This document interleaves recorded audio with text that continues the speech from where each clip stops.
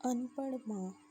एक मध्यम वर्गीय परिवार के एक लड़के ने 10वीं की परीक्षा में 90% अंक प्राप्त किए।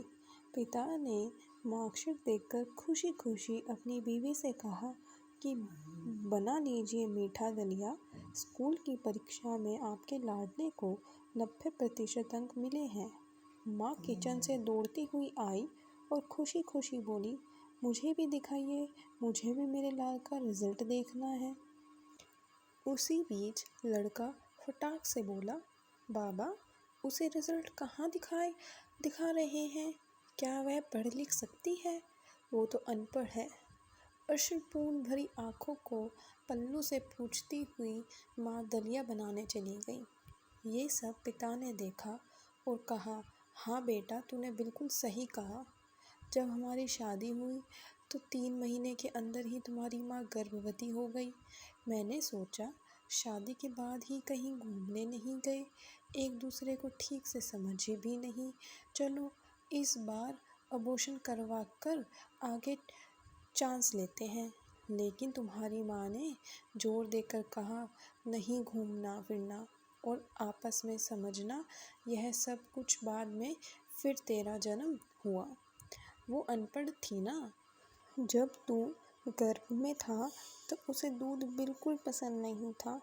उसने तुझे स्वस्थ बनाने के लिए हर दिन 9 महीने तक दूध पिलाया, क्योंकि वो अनपढ़ थी ना। तुझे सुबह 7 बजे स्कूल जाना रहता था, इसलिए सुबह 5 बजे उठकर तेरा मनपसंद नाश्ता और डिब्बा बनाती थी, क्योंकि वो अनपढ़ थी ना। जब तुम रात में पढ़ते पढ़ते सो जाते थे तो वह आकर तुम्हारी कॉपी और किताब बस्ते में भरकर तुम्हें बिस्तर पर सुलाती थी और उसके बाद ही सोती थी, और रात में बार बार जागकर तुम्हें ओढ़नी से ढकती थी, क्योंकि वो अनपढ़ थी ना।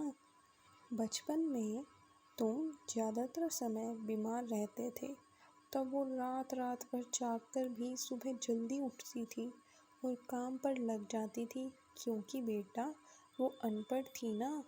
तुम्हारे लिए ब्रांडेड कपड़े लाने के लिए मेरे पीछे पड़ती थी और खुद सालों तक एक ही साड़ी पर रहती थी, क्योंकि वो अनपढ़ थी ना। ये सब सुनकर लड़का रोते रोते अपनी माँ से लिपट कर बोलता है, माँ मुझे तो कागज़ पर 90% अंक मिले हैं, लेकिन आप मेरे जीवन को 100% बनाने वाली पहली शिक्षक हो।